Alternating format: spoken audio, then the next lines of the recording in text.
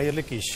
Бу көннәрдә киң җәмәгатьчелек игътибарыннан читтә калып килүче тагын бер мөһим тема буыннар сәламәтлеге турында сөйләшергә булды. 12 октябрьдә бөтен дөнья артритка каршы көрәш көне билгеләп үтелде. Картлык чире димәгез. Россиядә артриттан 10 миллионлап кеше интегә. Чирлеләрнең яше 30дан алып 50 яшькә кадәр. 20 октябрь дөнья күләм остеопорозга каршы көрәш көне. Әлеге хроник чир сөякләрнең ныклыгын бетерә. Россиядә 50 яшьтән өлкәнрәк һәр 3нче хатын-кыз һәм һәр 5нче ир-ат остеопороз белән чирле. Бүген студиябыз кунаклары белән әлеге чирләрнең килеп чыгышы һәм аларны булдырмый калу чаралары турында сөйләшербез.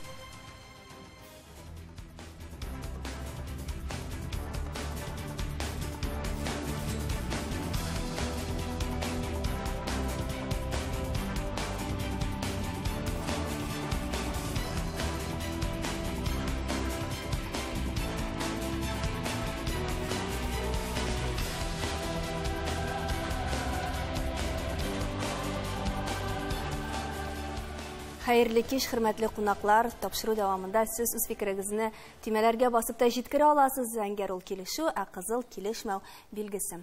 Равия Гаязовна, нәрсә соң ул ревматик чирләр һәм артрит, остеопорозга китерүче сәбәпләрне менә бүген санап үтсәк иде. Хәерле кич. 1993 елда Идел буе төбәкләрендә, Казан шәһәрендә беренче булып ревматик чирләрне дәвалау үзәген ачу фикере белән чыккач, бик каты гаҗәпләнү булды халыклар тарафыннан да һәм үзебезнең җитәкчеләр тарафыннан да. Чөнки бу чирләргә туберкулез да түгел, яман шеш чирләр дә түгел, ничек инде үзәк кадәр үзәк төземәкче буласыз дип карадылар. Һәм без үзебезнекен иттек. 93 елда менә шушы Казан шәһәре сәламәтлек саклау идарәсе юлламасы буенча элекеге халыкта билгеле булган Шамов клиникасы, ул беренче клиник хастаханә, профессор Әбүзәр Гиреевич Терегулов исемендәге. Шунда без шушы үзәкнең эшчәнлеген башлап җибәрдек. Һәм менә киләсе елга безнең инде үзебезнең тарихыбыз, 30 еллык тарихыбыз булачак. Тамашачылар да әлеге тарихи кадрларны күрә ала. Әйе, күбесе үзен бәлки таный торгандыр да. Нәрсә соң ревматик чирләр? Менә ревматизм сүзеннән алынган бер төркем чирләр ревматик чирләр дип атала. Ул 150дән артык төрле. Аның бергә оештыручы, бергә менә бер төркемгә оештыручы төп билгесе буын авыртуы. Тик менә хәзерге заманда бит инде үзегез дә беләсез, безнең төрле махсуслашкан табиблар бар инде, кардиологлар, нефрологлар, пульмонологлар, алар һәрберсе үзенең әгъзасын, менә кардиологлар кан тамырлары, йөрәк чирләрен карыйлар, пульмонологлар үпкәләрне карасалар, без менә ревматологлар кеше организмына бер бөтен итеп карыйбыз. Айрым теге әгъзалар җыелмасы итеп түгел. Бу бит машина да түгел кешенең организмы, велосипед та түгел. Аны җыеп кайсысындыр туктатып булмый. Без менә шул ревматологлар баштан аякка кадәр карап авыруның, чөнки безнең чирләрдә үпкә ялкынсынуы да, йөрәк зәгыйфлеге дә булырга мөмкин. Шулай бөерләр эшчәнлеге бозылуы да булырга мөмкин. Димәк, бу ревматик чирләрнең нәтиҗәсе буларак ул бөтен организмга ниндидер үзенең йогынтысын бирергә мөмкин. Әйе, аның бит әле менә ревматик чирләрнең дөресен генә әйткәндә, 150нең яртысыннан күбрәге иммун системасы белән бәйле. Кешедә бит иммун системасы ул кешене сакларга тиеш. Стресслардан, кергән вируслардан, менә безнең очракта иммун системасы кешенең үзенә каршы эшли башлый. Аксымны ашый башлый, күзәнәкне ашый. Үз иммунитеты белән көрәшә башлыймы? Үзенең иммунитеты белән көрәшә, шуңа күрә безгә менә шушы ялкынсынуны, организмда килеп чыккан бөтен ялкынсынуны, бөтен әгъзаларны каплап алган, камап алган ялкынсынуны туктату өчен әлбәттә вакытында менә теге билгеләп чирне диагноз куеп һәм дөрес итеп дәвалау. Бу бик тәвәккәллек сорый. Менә беләсезме, ревматолог ул кылыч өстендә йөргән кебек менә. Бездән күп дөрес итеп менә вакытында диагноз куеп дәвалау да кирәк. Шул ук вакытта дарулар безнең бит юаш дарулар түгел. Тәвәккәллек тә кирәк. Даруларга күчкәнче без диагностика турында сөйләшеп алыйк. Наил әфәнде, менә элегрәк бу буын чирләре дип гомумиләштереп әйтәбез икән. Аларны ярар билгеләгәннәр, ләкин аны тагын да азындырмау төп максат булган. Хәзерге көндә кайсы вакытында билгеләп була һәм диагностика чаралары никадәр алга киткән бездә? Хәерле кич. Мин Казанның 7-нче клиник хастаханәсенә рентген бүлеген җитәклим. Элек безнең ревматолог авыруларны тикшерүгә рентген ысулы һәм кан анализлары гына бар иде. Хәзерге вакытта безнең 7-нче хастаханәбездә ревматик авыруларны тикшерүгә рентген, УЗИ ысуллары кулланабыз, кан анализлары, шул рәттән иммунологик анализларда кулланабыз. Әгәр дә тирәнрәк тикшерүләр кирәк булса, магнит резонанс томографиясе, рентген компьютер томографиясе, өстәмә ысуллардан электромиография бездә бар. Менә булар бу җыелма барысы да чирне кайсы стадиядә билгеләргә ярдәм итә. Ул инде барлыкка килгән вакыттамы, әллә ниндидер теге предпосылки дип әйтикме, инде бер төрле ал шартларын күреп буламы аның? Менә дөрестен генә әйткәндә, магнит резонанс томография кулланыла башлагандан бирле, отравия газына дәресләр бездә иң беренче стадияларында сөякләрнең ялкынсыну, буынданың ялкынсынуларының беренче стадияларында күрә башладык. Шуннан инде аларга да даруларны бирү, яларны шушы вакыттан алып инвалидка күчермәү безнең истә тора инде. Медицина чыннан да алга Рахматуллашның әйткән сүзенә, элек менә ревматоидлы артритны куярга безгә рентгенда 6 ай буена үзгәреш көтә идек. Үзгәрештә 6 айдан соң тагын бер ясадык. Без ревматоидлы артритны. Хәзер біз аны беренче атналарда, икенче атналарда буыннар шешүгә магнит резонанс томография буенча куя алабыз. Яисә менә Бексиров чире. Хәзер шушы менә диагнозлар ярдәме белән без аны бөтен дөньяда безне менә Казан шәһәренең ревматология үзәген билгеләп үттеләр. Элек без аны 7-8 елдан соң куя идек, Бексиров чире башланганнан соң. Сөякләрдә үзгәрешләр менә шул вакытта була иде. Хәзер магнит резонанс томография аның ел ярымнан диагноз куйганнан соң аны туктатып буламы? Я булмаса ул барыбер үз эшен итәчәкме? Юк, әлбәттә, күпме иртәрәк куябыз, безнең бит элек менә ревматоидлы артрит типына куядырык. Хәзер аның без алга куябыз, ни дип, яңа гына башланганы дип менә шуңа күрә ничек без иртәрәк башлыйбыз дәваны, шул кадәр безнең авыруның менә буыннарын саклап калу мөмкинлеге күбрәк. Әле тагын менә элегрәк бит инде ревматик чирләр белән авылчылар, алар күп очракта карават өстендә ятырга мәҗбүр булганнар. Хәзер исә алар да 1-2 буын алыштырып рәхәтләнеп бии дә алалар. Менә шуннан да операция бу мәсьәләне хәл итәме? Һәм җиһазлар, белгечләр, алар бүгенге көндә җитәрлекме, Дамир әфәнде? Исәнмесез, хәерле кич. Мин 7-нче хастаханәдә травматология бүлеген җитәклим. 13-нче елдан без Равия Гаязов белән травматология и ревматология белән юнәлеш оештырдык. Ул шул буын чирләре белән авыртучыларны лечитер өчен шул юнәлешне оештырдык. Табигать биргән буыннарны без искусственный сустав белән алыштырабыз. Ул, конечно, авыртучыларга бик әйбәт функциональным отношением. Без бер авыртучыга 4 буынны алыштырдык. Ул безнең операциядан соң йөри башлады. Без пока аны дәвалаганчы, ул утырып кына тора или ятып кына тора. Буын алыштыру ничә елга җитә? Моны без рекламадан соң сездән һичшиксез сорарбыз.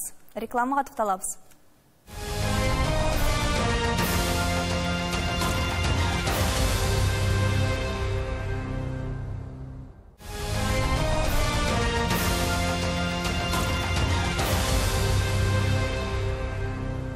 Хәерле кич. Таян ноктасы студиясендә буын ширләре турында сөйләшүебезне дәвам итәбез. Рекламага кадәр Дамир әфәнде сезнең белән операция аша дәвалау турында сөйләшкән идек. Буыннарны алыштырган вакытта, менә шул ясалма буын куйган вакытта, ул буын ничә елга чыдый, күпме вакыт йөри ала кеше аның белән? Бу буыннар, ясалма буыннар 15-20 елга хәлле җитә. Анда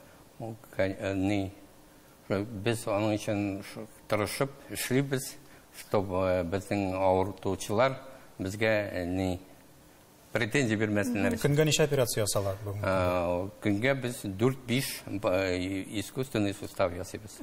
Сүз уңайына Дамир әфәнде үзе дә бүген 3 операция ясаганнан соң безнең студияга килеп басты. Шуңа күрә без аңа икеләтә рәхмәт шуңа күрә. Яшенә менә тернәкләндерү турында сөйләшик әле. Менә операция ясалды. Операция, гомумән операциядан соң кире аякка басу ул авырмы, катлаулымы, ничегрәк? Күпме вакыт кирәк? Хәерле кич. Быел март айында 7-нче шәһәр хастахана нигезендә яңа төзелгән 8 катлы бинада дәвалану тернәкләндерү үзәге эшли башлады. Бу үзәктә тернәкләндерү өчен бөтен шартлар тудырылган. Безнең монда 100дән артык төрле профильле белгечләр һәм иң яңа, иң алдынгы технологиялар җыелган. Ревматология һәм травматология бүлекләрдән безнең үзәгебезгә авырулар дәвалану дәвам итәр өчен күчереләләр. Һәрбер килгән пациентка шәхси реабилитация программасы төзелә. Уртача күпме вакыт уздыралар сездә менә? Алар бездә 10ннан 12 көн бездә булалар. Шул вакытта аларга шул программа буенча без аларга җин методлар, усуллар шөгыльләнәбез.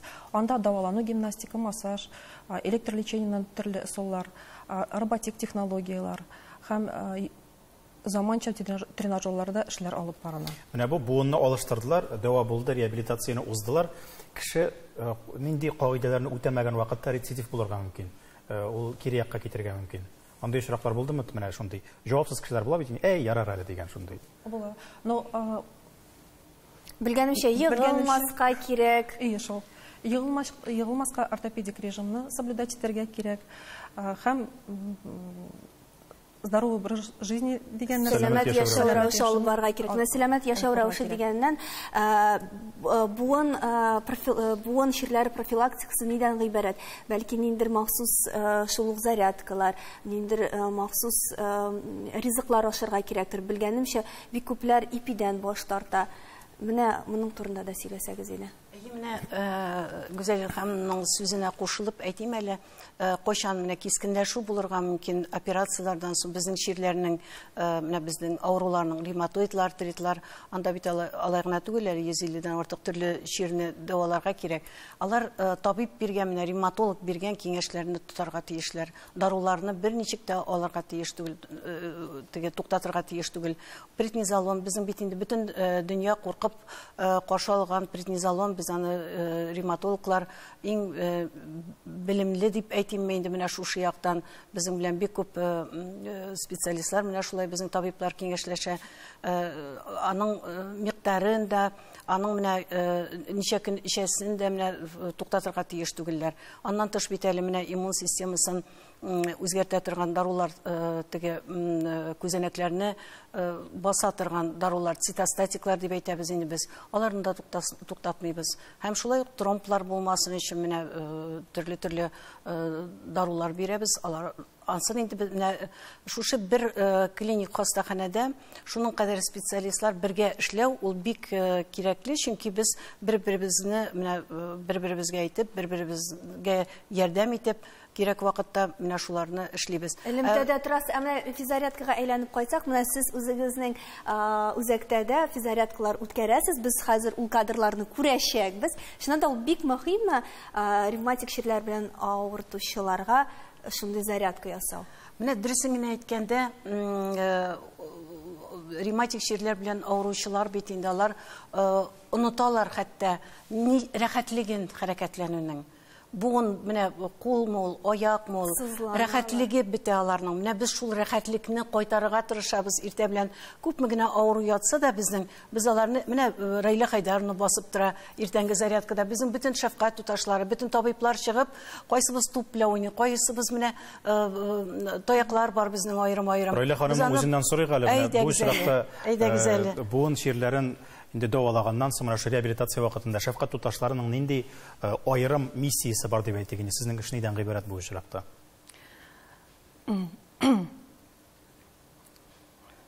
Дәвалау әле ул бер хәл, ә менә бит күп кенә пациентларга җылы караш, җылы сүз дә кирәк. Җылы сүз белән дә дәвалап була бит кешене. Җылы сүз, якты йөз белән авыруларга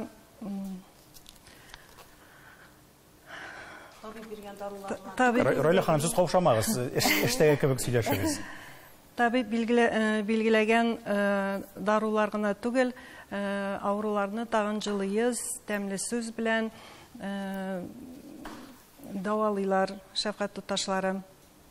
Һәм ул менә пациентларда нәрсә күзәтелә? Аларда менә ничектер төшенкелекме, я булмаса алар киресенчә тормышны яраталар, аларның дәваланасылары киләме, ничегрәк аларның менә хис кичерешләре? Аларның дәваланасылары килә, аларның полноценный тормыш белән яшиселәре килә. Безнең бар авырулар, алар вот кияүгә чыгалар, балалар алып кайталар, гаилә төзиләр. Дәваланасылары килә аларның. Монда инде нинди генә авыр катлаулы дип әйтик инде бу очракта операция кичерүенә карамастан, нәкъ менә шушы үзәкнең бергә хәбәрләшеп эшләүе нәтиҗәсендә дип әйтик инде без җәмгыятькә сәламәт һәм туташ әйткәндә полноценный, тулы кешеләрне кайтара алабыз. Шулпан, бу өлкәгә ни дәрәҗәдә игътибар бар икән бүгенге көндә? Чөнки саннар һәм статистиканы караган вакытта шаккатмалар. Рәсәйдә генә 10 миллионнан артык кеше шушы шир белән интегә һәм картлар шире түгел бит бу бит әле яшьләр шире 30 яшьтән башлап. Һәм Равия ханым әйтте, буын шире белән килгән иң яшь пациент 6 айлык бала. Мин үз гомеремдә күргән дип әйтә инде. Ни дәрәҗәдә менә профилактика яклары, бу юнәлешне яктырту бар икән бүгенге көндә? Хәерле кич.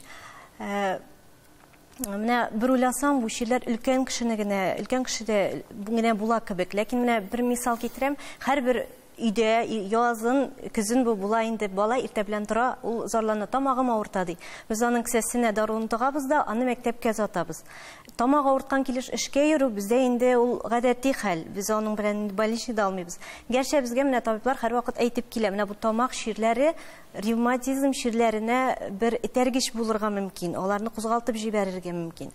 Менә бу яктан миңа калса, менә телевидение, массакүләм мәгълүмат чаралары халыкка менә шушы тәҗрибәле, бүгенге көндә мәгълүмат бик күп, нәкъ менә тәҗрибәле табибларның фикерләрен, тәкъдимнәрен, киңәшләрен җиткереп торырга тиештер дип саныйм. Әйтик, менә бүгенге тапшырудан соң бер генә кеше булса да табибка мөрәҗәгать итсә, бу инде безнең тапшыруның файдасы, максаты булды дип. Бу тапшыруга, чөнки менә бу ревматик ширләр ничектер аларга игътибар юк кебек. Без шуңа күрә игътибар юнәлтергә булдык. Ул ширгә тамак шире дигәннән әйтәсе килә, менә буын ширләре, буыннарның ялкынсынуы күп очракта вируслы ширләр белән авырганнан соң, ширләгәннән соң башлана дип әйтәләр. Коронавирус пандемиясе ни дәрәҗәдә төзәтмәләр кертте? Менә коронавирус белән ширләгән кешеләрнең күбесенә күчтеме ул буыннар шире? Нәтиҗәсе күрендеме аның? Менә дөресен генә әйткән вакытта бер кеше дә бит теге буыны авыртмый калганы юк дип аңлыйм мин. Грипп барамы, менә тамак авыртамы, беркем дә әйтми борын авырта дип, яисә башка җир дип. Бөтенесе әйтәләр, менә мускулларым сызлый, буыннарыма чыдар хәлем юк дип. Шуңа күрә менә коронавирус инфекциясе дә безне ничек дип әйтим, менә шулай бердәм булып басарга мәҗбүр итте. Инфекционистларны да, безнең терапевтларны, менә эчке әгъзаларны, ширләрен дәвалаучыларны һәм ревматологларны. Безнең менә үзәккә Безнең бит әле ятак кына түгел, ятакта эшли 15 табиб-ревматолог бер җирдә юканың кадәр эшләүче. Һәм без 2 сменага күчтек эшләргә 8-дән 2-гә кадәр, 2-дән 8-гә кадәр. Һәм бермә-бер артты безнең мөрәҗәгать итүче авыруларыбыз менә шушы 2-3 ел эчендә. Коронавирус белән ширләгән икән, бу Наил әфәндегә барып, МРТ узырга бер сәбәп хәзерге көндә. Менә нигә медицина алга киткән вакытта авыручылар саны арта икән? Моның бер сәбәбен белдек инде, коронавирус, тагын аның сәбәпләре бармы? Һәм ни өчен яшәрә, ни өчен яшьләр яшәрә, яшьнән дә авыру яшәрә. Яшьләр дә интегә дип әйтәләр. Дөресен генә әйткәндә, безнең ревматологлар да бик тырыша хәзерге вакытта и икенчедән безнең тикшерү ысуллары да күбәйде. Ләкин менә әйтеп киткәнемчә, анда рентген белән кан анализлары гына бар иде. Хәзер безнең МРТ-быз да бар, да компьютерный томографиябыз да бар. Кирәк булса, остеопорозны карашы булса, остеоденситометрияда кулланабыз. Хәзерге вакытта тикшерүгә мөмкинчекләр зур. И шуның аркасында да әйтәсем килә, авыруларның саны күбәйде. Дөресен әйткәндә, аларны диагностика яхшыра һәм шуңа күрә без аны иртәрәк тә табабыз. Сезгә килергә беренче сәбәп булып нәрсә тора? Менә кайчан мин иртә белән тордым, ай терсәгемме, тиземме дип. Ябышкан вакытта иң беренче йөгерергә кирәкме, әллә бераз симптомнары бармы башка төрле? Андый симптомнар булганда иң беренче безгә түгел, үзеңнең врачыңа барырга кирәк. Ул врач уже сезне тыңлап, карап, тикшереп, ул сезне дөрес юлга җибәрә.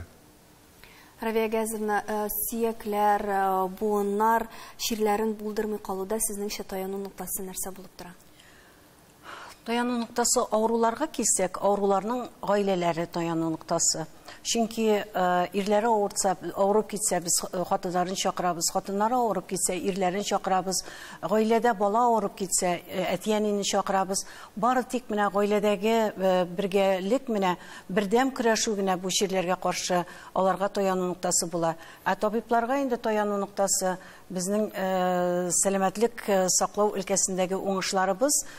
Без алай теге пессимистик рухта түгел, киресенчә оптимистик рухта. 2002 елда biz birinci tapqır bik güçlü gen inженерный biologik yol белән табылган даруларны файдалана башладык. Bu хәзер инде безнең bir авырудан башланган 20 ел элек 2002 елда bir препараттан башласа, хәзер 20-гә якын препаратны, ул препаратлар бик кыйммәтле препаратлар, миллион bir авыру өчен китә. Безнең дәүләт тә, сәламәтлек саклау министрлыгы да безнең ревматик ширләр белән көрәшүче авыруларга бик нык ярдәм итә. Һәм мин уйлыйм, бүгенге көндә менә аларның гариплек төркемнәренә чыгарга теләмәүләре менә безнең өчен ул таяну нуктасы. Чөнки авыру эшкә барам, укуымны дәвам итәм дисә, хәтта менә 4 буын алыштырып, 2 малай алып кайткан Алина дигән кызыбыз. Менә шул ул менә безнең өчен. Безгә аларның сәламәтләнүе һәм мөмкин кадәр озаграк вакыт аларның сафта калуы кирәк безнең өчен бу эшләрдә. Без эшли башлаганда 30 ел элек, без бит инде буш урында башладык, бу ревматология үзәген төзи башладык. Безнең 2 ел эчендә тормышны ярату ул инде менә таяну нуктасы булып торга тиештер. Гафу итәрсез, безнең туры эфир һәм инде вакыт ягы бик шамалы шул. Дөрестән дә җәмәгать безнең өчен бик зур бәхет. Татарстан Республикасында шундый үзәк һәм шундый белгечләрнең булуы. Иң мөһиме үзебезгә, буыннарыбызга игътибарлы гына булыйк. Исән сау булыйк. Дөньяда иң кадерлесе ул әлбәттә сәламәтлек. Таяныр нокта һәр вакыт бар, шуны онытмагыз.